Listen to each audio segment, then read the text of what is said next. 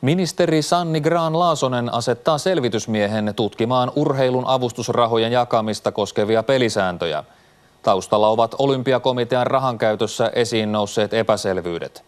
Olympiakomitean puheenjohtaja Risto Nieminen pitää selvitystä tarpeellisena. Urheilua seuraava maailma valmistautuu Rion olympialaisiin ja jalkapallon EM-kisoihin. Suomessa urheiluväki on kuitenkin puhunut viime viikot rahasta ja sen käytöstä. Opetus- ja kulttuuriministeriö julkaisi toukokuussa raportin, jossa ruodittiin Olympiakomitean rahan käyttöä.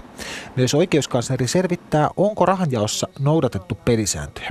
Rahakirstun ylinvartija eli ministeri Sanni Grahn-Laasonen kertoi tänään Ylelle päätyneensä poliitikolle tuttuun ratkaisuun.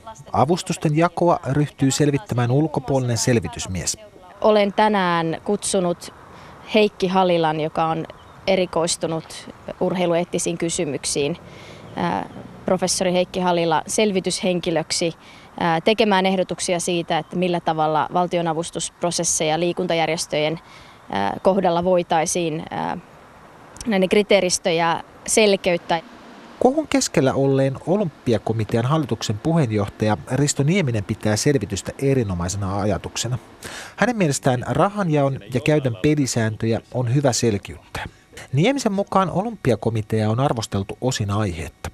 Totta kai me otetaan kaikki ne moitteet nöyrästi vastaan, missä ollaan toimittu väärällä tavalla tai ohjeiden vastaisesti, mutta kaikissa tapauksissa näiden varojen käytön tarkoitus on ollut hyvä. Siitähän me nyt saadaan näyttö.